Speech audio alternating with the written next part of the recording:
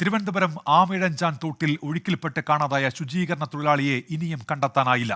മാരായമുട്ടം സ്വദേശി ജോയിയെ കാണാതായിട്ട് 11 മണിക്കൂർ പിന്നിട്ടു. റോബോട്ടിക്സ് വിദ്യയുടെ സഹായത്തോടെയാണ് ഇപ്പോൾ തെരച്ചിൽ പുരോഗമിക്കുന്നത്. അലക്സ് റാം മുഹമ്മദ് ഇപ്പോൾ വിവരങ്ങളുമായി ചേരുന്നുണ്ട് തിരുവനന്തപുരത്ത് ഈ തെരച്ചിൽ നടക്കുന്ന സ്ഥലത്തുനിന്ന്. അലക്സ്, ഈ റോബോട്ടിക്സ് സാങ്കേതികവിദ്യയുടെ സഹായത്തോടെയുള്ള തെരച്ചിൽ, അതിൻ്റെ പ്രാഥമിക പരിഗണന എന്ന് പറയുന്നത് മാലിന്യം അത് നീക്കം ചെയ്യുന്നതിന് വേണ്ടിയിട്ടാണല്ലോ. അത് എവിടെ വരെ എത്തി? എന്തൊക്കെയാണ് ഇതുമായി ബന്ധപ്പെട്ട പുതിയ വിവരങ്ങൾ അലക്സ്? മുൻപക്ഷെ 11 മണിക്കൂർ, അതായത് ജോയിയെ കാണാതായി 11 മണിക്കൂറാണ് ഈ രക്ഷാപ്രവർത്തനം തുടങ്ങിയിട്ട് തന്നെ 11 മണിക്കൂർ ആകുന്നു എന്നുള്ളതാണ് പ്രധാനപ്പെട്ട കാര്യം. നമ്മൾ നേരത്തെ പറഞ്ഞതുപോലെ ആ മെഷീനാണ് ഉള്ളിൽ നിന്ന് മാലിന്യം നീക്കം ചെയ്യുന്ന നടപടികൾ നടത്തിക്കൊണ്ടിരുന്നത്. പക്ഷേ ഇതിന്റെ പ്രശ്നം, ഈ മെഷീന് നേരെ താഴേക്ക് പോയി, അതിന്റെ ഹാൻഡ് താഴേക്ക് പോയി അവിടെ നിന്ന് കാണുന്ന മാലിന്യം പുറത്തേക്ക് കൊണ്ടുവരൽ മാത്രമാണ് സാധ്യമായിട്ടുള്ളത്. അതുകൊണ്ട് തന്നെ ഈ വശങ്ങളിലേക്കുള്ള മാലിന്യ നീക്കത്തിന് സാധിച്ചിട്ടില്ല എന്നുള്ളതാണ് പ്രതിസന്ധി ഉണ്ടാക്കുന്നത് ഈ ഘട്ടത്തിൽ. ഇപ്പോൾ മെഷീൻ അവർ നീക്കിയിട്ടുണ്ട്. പകരം ആലോചിക്കുന്ന ഒരു കാര്യം, ഒരു ഏണിചാരി അതിനുള്ളിലേക്ക് ആരെങ്കിലും ഒരാൾ ഇറങ്ങി ആ മാലിന്യം, അതായത് അവിടെ എവിടെയെങ്കിലും ബ്ലോക്ക് ഉണ്ടെങ്കിൽ ആ മാലിന്യം അവിടെ നിന്ന് നീളമുള്ള ഈ മൺവെട്ടിക്കോ മറ്റോ കോരി പുറത്തേക്ക് എത്തിക്കുന്ന നടപടിയാണ് അവർ ആലോചിക്കുന്നത്. പകരം ഒരു സംവിധാനം കൂടി നേരത്തെ അവർ പറഞ്ഞിരുന്നു. അതായത് ക്യാമറ ഇതിനുള്ളിലേക്ക് കടത്തി എവിടെയെങ്കിലും ബ്ലോക്ക് ഉണ്ടോ തുടങ്ങിയ കാര്യങ്ങൾ പരിശോധിക്കും എന്നടക്കം അവർ നേരത്തെ പറഞ്ഞിരുന്നു. ആ ഒരു സാധ്യത കൂടി പരിശോധിക്കുന്നുണ്ടെന്നുള്ളതാണ് ഏറ്റവും പ്രധാനപ്പെട്ട കാര്യം. നിലവിൽ മനസ്സിലാക്കുന്നത് ഈ മെഷീൻ ഉപയോഗിച്ചുകൊണ്ടുള്ള, മെഷീന്റെ ഹാൻഡ് ഉപയോഗിച്ചുകൊണ്ടുള്ള മാലിന്യം നീക്കം ചെയ്യുന്നത് തൽക്കാലം അത് നിർത്തി. കാരണം അതിന് അവിടെ നിന്ന് എടുക്കാൻ പറ്റുന്ന പരമാവധി, കളക്ട് ചെയ്യാൻ പറ്റുന്ന പരമാവധി മാലിന്യം അത് കളക്ട് ചെയ്തിട്ടുണ്ട്. അവർ പ്രതീക്ഷിച്ചിരുന്നത് അങ്ങനെ കളക്ട് ചെയ്ത മാലിന്യം അവിടെ നിന്ന് നീക്കുമ്പോൾ ആ ഒഴുക്ക് സുഗമമാകുമെന്നും തുടർന്ന് അവിടേക്കുള്ള ഒഴുക്ക് കാര്യമായി തന്നെ ഉണ്ടാകുമെന്നും അങ്ങനെ ആ മാലിന്യം ഒഴുകിപ്പോകുമെന്നുള്ളതായിരുന്നു കണക്ക് കൂട്ടിയിരുന്നത്. പക്ഷെ അത് സാധ്യമായില്ല. സാധ്യമാകാത്തതിനെ തുടർന്നാണ് അവർ നേരത്തെ വലിയ തോതിൽ രക്ഷാപ്രവർത്തകർ വലിയ തോതിൽ ശ്രമം നടത്തിയിരുന്നത്. അതായത് നീളമുള്ള ഈ മൺവെട്ടി പോലുള്ള കാര്യങ്ങളൊക്കെ ഉപയോഗിച്ച് ഇതിനകത്തേക്ക് ഇട്ട് അവർ മാനുവലായി തന്നെ അവിടെ നിന്ന് ഈ ബ്ലോക്കും അതുപോലെ ചെളി അടിഞ്ഞുകൂടി ചെളിയും മറ്റുമൊക്കെ നീക്കം ചെയ്യുന്നുള്ള ഒരു ശ്രമം അവരുടെ ഭാഗത്തുനിന്നുണ്ടായി. പക്ഷെ അത് ഈ പറഞ്ഞതുപോലെ കാര്യമായ ശ്രമം കണ്ടില്ല എന്നുള്ളതാണ്. ഉന്മേഷം പ്രധാനമായി ഈ 3-ാം ട്രാക്കിൽ ഈ കാണുന്ന ഈ മാൻഹോളിന്റെ ഈ ഓപ്പണിംഗ് മുതൽ നേരത്തെ നമ്മൾ ഈ ജോയി ആമേഴഞ്ചൻ തോട്ടിലേക്ക് ഇറങ്ങിയ ആ പ്രദേശം വരെ ഏതാണ്ട് 80 മീറ്ററോളം നീളം വരുമെന്നാണ് കണക്ക് കൂട്ടുന്നത്. അതിൽ 40 മീറ്റർ നേരത്തെ സ്കൂബ സംഘം എത്തി പരിശോധന നടത്തിയതാണ്. അവർക്ക് കൂടുതൽ അകത്തേക്ക് കടന്നു വന്ന് പരിശോധന നടത്താൻ സാധിക്കാത്തൊരു സാഹചര്യമുണ്ട്. അതിന്റെ പ്രധാനപ്പെട്ട കാരണം ഈ മാലിന്യവും ഇതിങ്ങനെ അടഞ്ഞിരിക്കുന്നതുമാണ്. ഇതിനുള്ളിലേക്ക് കടക്കുന്നതിന് അവർക്ക് പ്രയാസമുണ്ടെന്നുള്ളതാണ് ഏറ്റവും പ്രധാനം. അതിനുള്ളിൽ വരുന്ന 40 മീറ്റർ, ഏതാണ്ട് ഇവിടെ മുതൽ തൊട്ടപ്പുറത്തേക്ക് വരുന്ന 40 മീറ്ററിനുള്ളിൽ ജോയി കുടുങ്ങിയിട്ടുണ്ടാകും എന്നുള്ളതാണ് അനുമാനം. കാരണം ഈ അദ്ദേഹത്തെ അവിടെ നിന്ന് കാണാതായി ഏതാണ്ട് 1 മണിക്കൂറിനുള്ളിൽ തന്നെ ഈ മാൻഹോളിലെത്തി ഇതിന്റെ ഓപ്പണിംഗ് തുറന്ന് അവിടെ ഗ്രില്ല് വെച്ച് തടഞ്ഞിരുന്നു രക്ഷാപ്രവർത്തകർ. കാരണം താഴേക്ക് ഒഴുകി പോകാതിരിക്കുന്നതിന് വേണ്ടിയാണ് അങ്ങനെ ഒരു നടപടി സ്വീകരിച്ചത്. ഈ ടണൽ, അതായത് ഈ റെയിൽവേ ട്രാക്കിന് അടിയിലൂടെയുള്ള ആമേഴഞ്ചാൻ തോട് കണക്ട് ചെയ്ത് പോകുന്ന ടണൽ ഏതാണ്ട് 250 മീറ്ററോളം വരും. ഈ 5-ാം ട്രാക്കിന് അപ്പുറത്ത് അതിന്റെ ഒരു ഓപ്പണിംഗും നേരത്തെ സ്കൂബ സംഘം അവിടെ ഇറങ്ങി ഒരു പരിശോധന നടത്തിയിരുന്നു. അവർ 15 മീറ്ററോളം ഇറങ്ങിയ ഒരു പരിശോധന ആ മേഖലയിലും നടത്തിയിരുന്നു. പക്ഷേ കൂടുതൽ ഉള്ളിലേക്ക് കടന്നു വന്ന് രക്ഷാപ്രവർത്തനം നടത്താൻ പറ്റാത്തൊരു സാഹചര്യം നിലവിലുണ്ട്. നമ്മൾ മനസ്സിലാക്കുന്നത് ജില്ലാ കളക്ടറും NDRFന്റെയും അതുപോലെ നേവിയുടെയും സഹായം തേടിയിട്ടുണ്ടെന്നാണ് മനസ്സിലാക്കുന്നത്. ഏറ്റവും ഒടുവിൽ ലഭിക്കുന്ന വിവരം അനുസരിച്ച് NDRF സംഘം തിരുവല്ലയിൽ നിന്ന് പുറപ്പെട്ടിട്ടുണ്ട്. അവർ യാത്രാമധ്യയാണ്. അവർ ഇന്നെത്തി പ്രാഥമികമായി ഇവിടെ എന്ത് ചെയ്യാനാകും എന്നുള്ളത് പരിശോധിക്കുമെന്നാണ് മനസ്സിലാക്കുന്നത്. നാളെ ആയിരിക്കും അവരുടെ രക്ഷാപ്രവർത്തനം ഈ ദേശീയ ദുരന്ത പ്രതികരണ സേന അവരുടെ ഭാഗത്തുനിന്നുണ്ടാകുക. നാളെ ആയിരിക്കുമെന്നാണ് ഈ ഘട്ടത്തിൽ മനസ്സിലാകുന്നത്. തിരുവല്ലയിൽ നിന്നാണ് ആ ടീം വരുന്നത്. അത് ജില്ലാ കളക്ടറാണ് അത് ആവശ്യപ്പെട്ടിട്ടുള്ളത്. മാത്രമല്ല ബാക്കി ഈ സ്കൂബ സംഘം ഒഴികെയുള്ള ബാക്കി എല്ലാ രക്ഷാപ്രവർത്തകരും കഴിഞ്ഞ 11 മണിക്കൂറായി ഇവിടെ ഉണ്ട് എന്നുള്ളതാണ് പ്രധാനപ്പെട്ട കാര്യം. നഗരസഭയിലെ ശുചീകരണ വിഭാഗം ജീവനക്കാർ 65ഓളം ജീവനക്കാർ അവരിതാ ഇവിടെയുണ്ട്. അതുപോലെ പോലീസ് സേനയുണ്ട്, ഫയർഫോഴ്സ് ഉണ്ട്. സ്കൂബ സംഘം പുറത്ത് നിലയുറപ്പിച്ചിട്ടുണ്ട്. അവർക്കൊരാവശ്യം ഇതിലേക്ക് ഇറങ്ങാൻ ആ ഘട്ടത്തിൽ ജോയിയെ കണ്ടെത്തുകയോ മറ്റോ ചെയ്താൽ അതിനും അവർ സന്നദ്ധരാണ്. DYFI അടക്കമുള്ള അവരുടെ സന്നദ്ധ സേവകർ ഇവിടെയുണ്ട്. അത്തരത്തിൽ രക്ഷാപ്രവർത്തനം കാര്യമായി തന്നെ പുരോഗമിച്ചുകൊണ്ടിരുന്ന മണിക്കൂറുകളാണ് ഈ കടന്നുപോയത്. നേരത്തെ ചില പ്രതിസന്ധികൾ നേരിട്ടിരുന്നത് ഈ ട്രെയിൻ, ആ ട്രാക്കിലേക്ക് വരുന്ന ട്രെയിൻ അവിടെ നിന്ന് വന്ന് നിലയുറപ്പിക്കുന്നത് അവർക്ക് ഈ മാലിന്യം കോരുന്നതിനും അത് നീക്കം ചെയ്യുന്നതിനുമൊക്കെ ഒരു പ്രതിസന്ധി നേരത്തെ സൃഷ്ടിച്ചിരുന്നു. പക്ഷേ ഇപ്പോൾ ആ ഒരു പ്രശ്നമില്ല. പക്ഷേ ഇപ്പോൾ ഉള്ളൊരു പ്രശ്നം ഞാൻ നേരത്തെ സൂചിപ്പിച്ചതുപോലെ ഈ ടണലിന്റെ ബാക്കി ഇടങ്ങളിലേക്ക്, അതായത് ഈ ഈ റോബോട്ടിന് അതിന്റെ കൈ താഴ്ത്താൻ പറ്റുന്ന ഇടങ്ങളിൽ നിന്നും മറ്റിടങ്ങളിലേക്ക് പോയി ആ മാലിന്യം, ആ ബ്ലോക്ക് നീക്കം ചെയ്യുന്നതിന് ഒരു തടസ്സം നേരിടുന്നു എന്നുള്ളതാണ്. അതിനുള്ള ഒരു വഴിയാണ് ഈ ഘട്ടത്തിൽ ഇപ്പോൾ ആലോചിക്കുന്നത്.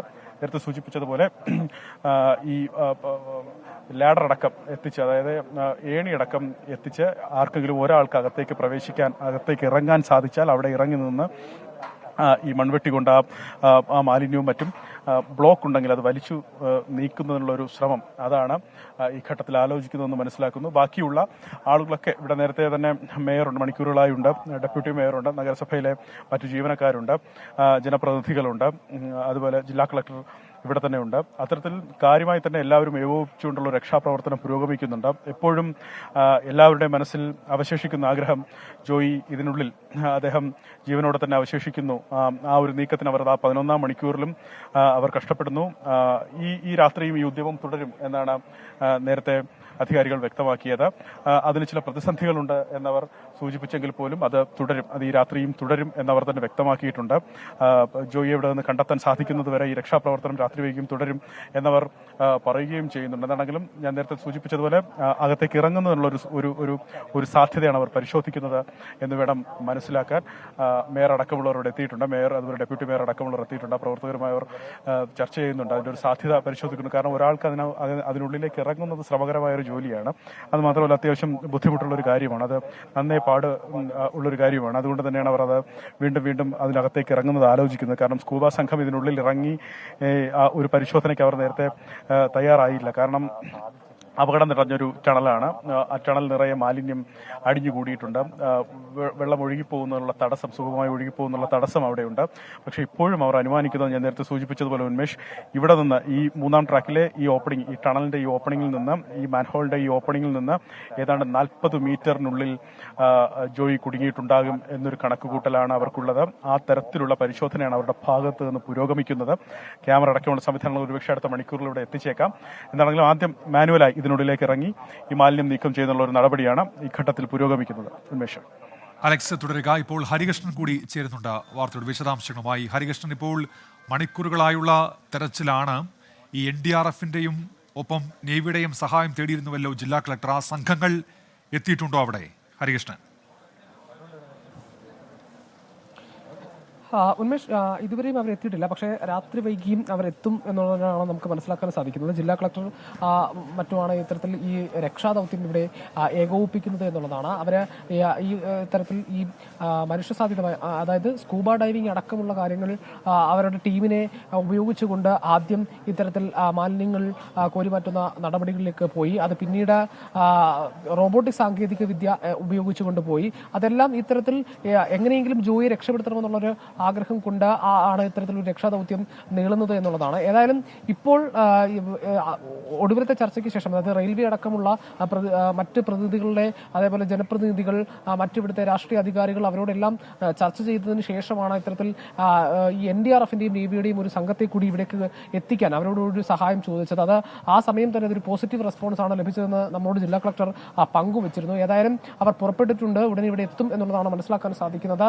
ഒരുപക്ഷെ ഇന്ന് രാത്രി ഈ പറഞ്ഞതുപോലെ വലിയ പ്രതിസന്ധികൾ ഉണ്ടാകുന്ന സാഹചര്യമുണ്ട്. അതായത് ഈ വെളിച്ചക്കുറവ് ഉൾപ്പെടെയുള്ള കാര്യങ്ങൾ ഉണ്ടാകാനുള്ള സാധ്യതയുണ്ട്. അത് മാത്രവുമല്ല, ഈ എപ്പോഴും ഈ തമ്പാനൂർ റെയിൽവേ സ്റ്റേഷനിലേക്ക് ട്രെയിനുകൾ വന്നുകൊണ്ടിരിക്കുന്ന ഒരു സാഹചര്യമാണ്. ഇതിനടിയിലേക്കാണ് ഇത്തരത്തിലൊരു രക്ഷാദൗത്യവുമായി ഈ മാൻഹോളിലേക്ക് ഇറങ്ങേണ്ടത്. അതും ഒരു വലിയ വെല്ലുവിളി ഉയർത്തുന്നുണ്ട് എന്നുള്ളതാണ്. അപ്പോൾ അതടക്കമുള്ള കാര്യങ്ങൾ പ്രതിസന്ധി ആകുന്നത് കൊണ്ട് തന്നെ ഇന്നൊരു പക്ഷേ NDRFന്റെ സംഘം അല്ലെങ്കിൽ നേവിയുടെ സംഘം ഇവിടെ രക്ഷാദൗത്യം നടത്തുമോ എന്നുള്ള കാര്യത്തിൽ സംശയമുണ്ട്. എന്തായാലും പക്ഷേ അവർ ഇവിടേക്ക് എത്തും എന്നുള്ളത് തന്നെയാണ് നമുക്ക് മനസ്സിലാക്കാൻ സാധിക്കുന്നത്. ഏതായാലും നിലവിൽ ഈ റോബോട്ടിക് സാങ്കേതിക വിദ്യ ഉപയോഗിച്ച് ഈ മാലിന്യം കോരിമാറ്റുന്ന പ്രവൃത്തി അത് തൽക്കാലം നിർത്തിവെച്ചിരിക്കുന്നു എന്നുള്ളതാണ്. നേരത്തെ തന്നെ നമ്മളോട് പറഞ്ഞ സ്കൂബ ടീം അടക്കമുള്ളവർ പറഞ്ഞൊരു പ്രധാനപ്പെട്ട കാര്യം എന്ന് പറയുന്നത്, ഈ രാത്രി ആയതിനു ശേഷം ഇതിനകത്തേക്ക് ഇറങ്ങാൻ സാധിക്കില്ല, ഈ ടണലിലേക്ക് ഇറങ്ങാൻ സാധിക്കില്ല. ഇത്തരത്തിൽ ഇരുട്ടും മറ്റു കാര്യങ്ങളും ഒക്കെ ഉണ്ട്. അത് മാത്രവുമല്ല, വെള്ളം, അതേപോലെ മാലിന്യം, ചെളി എന്നിവ ഒരാൾ പൊക്കത്തിൽ നിൽക്കുന്നു, അതിനകത്തേക്ക് പോകുന്നതിന് സാധ്യതയല്ല. അത് മാത്രവുമല്ല, സാധാരണയുള്ള ഒരു രീതിയിലുള്ള ഡിസൈൻ അല്ല ഇതിനടിയിലുള്ള, ഈ പ്ലാറ്റ്ഫോമിനടിയിലുള്ള ആവിഴിഞ്ചൻ തോട് എന്ന് പറയുന്നത്. ഏതാണ്ട് ഈ പ്രവേശന മുഖത്ത് നിന്നും ഏകദേശം ഈ പ്ലാറ്റ്ഫോമിൽ 5-ാം നമ്പർ കടന്ന് അത്രയും നീളം എന്ന് പറയുന്നത് ഏതാണ്ട് 250 മീറ്ററോളം വരും എന്നുള്ളതാണ് നമുക്ക് മനസ്സിലാക്കാൻ സാധിക്കുന്നത് എന്നുള്ളതാണ്. അതുകൊണ്ട് തന്നെ അത്രയിടത്തേക്ക് ഇത് ഒരേ രീതിയിൽ സിക്സാഗ് രീതിയിലാണ് ഇത് പോകുന്നത് എന്നുള്ളതാണ്. അതുകൊണ്ട് തന്നെ സ്കൂബ ടീമിനൊന്നും ഒരേ രീതിയിൽ ഇതിന്റെ രക്ഷാദൗത്യം അല്ലെങ്കിൽ അതിൽ ഇറങ്ങി പരിശോധിക്കുന്നത് എന്നുള്ളത് പ്രായോഗികമല്ല. അത് മാത്രമല്ല രാത്രി ആയതുകൊണ്ടും ഇറങ്ങുന്നത് സാധ്യമല്ല എന്നുള്ളതാണ്. പക്ഷേ എന്നിട്ടും ഇത്തരത്തിൽ ജോയിയെ കണ്ടെത്താനുള്ള ഒരു ദൗത്യത്തിന്റെ ഭാഗമായി ഒരു ലാഡർ ഉപയോഗിച്ചുകൊണ്ട് ഇതിനകത്തേക്ക് ഈ മാൻഹോളിനകത്തേക്ക് ഇറങ്ങുന്ന കാര്യങ്ങളടക്കം പരിശോധിക്കുന്നുണ്ട്. അതെങ്ങനെ സാധിക്കും എന്നുള്ളതാണ്. ഏറ്റവും സുരക്ഷാ മുൻകരുതലുകൾ എടുത്തുകൊണ്ട് അത്തരം ജാഗ്രതാ നിർദ്ദേശങ്ങൾ ഈ ജാഗ്രതാ നിർദ്ദേശങ്ങൾ സ്കൂബ ടീമിന്റെ ഫയർഫോഴ്സിന്റെ അടക്കം ജാഗ്രതാ നിർദ്ദേശങ്ങൾ അടക്കം സ്വീകരിച്ചുകൊണ്ട് ഇതിലേക്ക് ഇറങ്ങി ഒരു പരിശോധന നടത്താനാണ് സാധിക്കുന്നത്. അത് മാത്രമല്ല റോബോട്ടിക് സാങ്കേതികവിദ്യ അത് പൂർണ്ണമായും ഉപേക്ഷിച്ചിട്ടില്ല എന്നുള്ളതാണ് നമുക്ക് മനസ്സിലാക്കാൻ സാധിക്കുന്നത്. അതായത് ഈ നൈറ്റ് വിഷൻ ക്യാമറ ഉപയോഗിച്ചുള്ള ഒരു സാധ്യത കൂടിയാണ് നേരത്തെ അവർ ആലോചിച്ചിരുന്നത്. അത് പൂർണ്ണമായും ഉപേക്ഷിച്ചിട്ടില്ല. അത് ഇറക്കി ഇതിനകത്തേക്ക് നമുക്ക് പുറത്തു നിന്ന് മോണിറ്റർ ചെയ്യാൻ പറ്റും. ഇതിനകത്തുള്ള വിഷ്വൽ എന്താണ്, ഇതിനിടയിൽ എവിടെയെങ്കിലും ഈ വളഞ്ഞു പൊളഞ്ഞു കിടക്കുന്ന ഇതിനടിയിൽ എവിടെയെങ്കിലും ഈ ജോയി ഉണ്ടോ എന്നുള്ളത് മനസ്സിലാക്കാൻ സാധിക്കും. അങ്ങനെയാണെങ്കിൽ ആ രീതിയിൽ രക്ഷാദൗത്യം നടത്തിയാൽ മതി എന്നുള്ളതാണ്. ആ രീതിയിലും പരിശോധിക്കുന്നുണ്ട് എന്നുള്ളതാണ് നമുക്ക് മനസ്സിലാക്കാൻ സാധിക്കുന്നത്. പക്ഷേ അപ്പോഴും വെല്ലുവിളി എന്ന് പറയുന്നത് ഈ മാലിന്യം തന്നെയാണ്. നമ്മൾ നേരത്തെ തന്നെ സൂചിപ്പിച്ചതുപോലെ തന്നെ മാലിന്യ മലയാണ്, മാലിന്യ കൂമ്പാരമാണ് എന്നുള്ളതാണ്. അതിൽ ഈ നമ്മൾ നേരത്തെ തന്നെ കണ്ടതുപോലെ തന്നെ രാഷ്ട്രീയ ആരോപണ പ്രത്യാരോപണങ്ങളൊക്കെ ഉണ്ടാകുന്നുണ്ട്. ഈ കോർപ്പറേഷനും റെയിൽവേയും പരസ്പരം പഴിചാരുന്നുണ്ട്.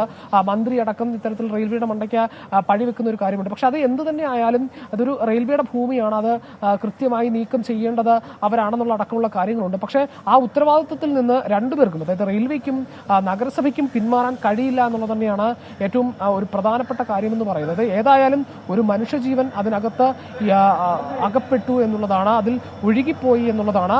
12-ാം മണിക്കൂറിൽ രക്ഷാദൗത്യം നടത്തുമ്പോഴും ജോയിയെ കണ്ടെത്താനായിട്ടില്ല. എന്നിട്ടും അവിടെ നിന്ന് പിന്മാറുന്നില്ല. ജോയിയെ കണ്ടെത്താനുള്ള ശ്രമം, അത് രക്ഷാദൗത്യം രാത്രി ഏറെ വൈകിയും നീളുന്നു എന്നുള്ളതാണ് നമുക്ക് മനസ്സിലാക്കാനുള്ള സാധിക്കുന്നത്. മനുഷ്യസാധ്യമായ കാര്യങ്ങളെല്ലാം ഇവിടെ നടത്തിയിട്ടുണ്ട്. അതുകൂടാതെ പുതിയ സാങ്കേതിക വിദ്യകൾ, റോബോട്ടിക് സാങ്കേതിക വിദ്യകൾ അടക്കം ഉപയോഗിച്ചുകൊണ്ട് നടത്തുന്നു. അത് മാത്രമല്ല ഈ NDRFിന്റെയും നേവിയുടെയും സഹായം തേടുന്നു. രാത്രി ഏറെ വൈകിയും ജില്ലാ കളക്ടറും മറ്റു ജനപ്രതിനിധികളും ഇവിടെ നിന്ന് ഈ തരത്തിൽ രക്ഷാദൗത്യങ്ങൾ ഏകോപിപ്പിക്കുന്നു. അങ്ങനെ നാട് ഒരുമിക്കുന്ന ഒരു കാഴ്ച, ജോയിക്ക് വേണ്ടി നാട് ഒരുമിക്കുന്ന ഒരു കാഴ്ച തന്നെയാണ് ഇവിടെ കാണാൻ ഒക്കുന്നത് എന്നുള്ളതാണ് ഏറ്റവും പ്രധാനപ്പെട്ട കാര്യം. രാത്രി ഏറെ വൈകിയും അത് നടക്കുന്നുണ്ടെന്നുള്ളതാണ്. പക്ഷേ ഏറ്റവും വലിയ വെല്ലുവിളി എന്ന് പറയുന്നത് ഈ തരത്തിൽ ട്രെയിനുകൾ വന്നും പോയിക്കൊണ്ടിരിക്കുകയാണ് എന്നുള്ളതാണ്. ഇതിനടിയിലാണ് ഈ ടണൽ ഉള്ളത് എന്നുള്ളത് വലിയ വെല്ലുവിളി തന്നെയാണ്. അതായത് ഇതിനകത്ത് നേരത്തെ നമ്മുടെ സ്കൂബ ടീം അടക്കം പറഞ്ഞൊരു കാര്യം, ഇതിനകത്തേക്ക് ഇറങ്ങുന്ന സമയത്ത് ഈ ടണലിന്റെ നേർഭാഗത്തേക്ക് ഒരു ട്രെയിനോ മറ്റു കാര്യങ്ങളോ അല്ലെങ്കിൽ അത്തരം വരികയാണെന്നുണ്ടെങ്കിൽ അത് വീണ്ടും താഴേക്ക് വരും. അത് അവിടെ നിൽക്കുന്ന ഒരാൾക്ക്, അതിനടിയിൽ ഇറങ്ങുന്ന ഒരാൾക്ക് നേരെ മുട്ടുകുത്തി പോലും നിൽക്കാൻ പറ്റുന്ന സാധ്യതയില്ല, അത്തരമൊരു സാധ്യതയില്ല. ആ ഇറങ്ങുന്ന ആൾക്ക് ഒരുപക്ഷെ ജീവൻ ആപത്തുണ്ടാകും എന്നുള്ളതടക്കം സ്കൂബ ടീം നമ്മളോടക്കം പറയുന്നു. കാരണം ആ രീതിയിൽ ആ ഒരാൾ പൊക്കത്തിൽ ചെളിയും മാലിന്യവും വെള്ളവും അടിഞ്ഞിരിക്കുന്നു. അത് മാറ്റുന്നതിനുള്ള രീതിയാണ്, അതിനുള്ള പ്രഥമ പരിഗണനയാണ് കൊടുത്തിരുന്നത് എന്നുള്ളതാണ്. അത് നീക്കാനുള്ള പ്രവർത്തികളാണ് ആദ്യം പുരോഗമിച്ചുകൊണ്ട് ഇരുന്നത്. അത് റോബോട്ടിക് സാങ്കേതിക വിദ്യകൾ ഉപയോഗിച്ചുകൊണ്ട് തുടങ്ങി.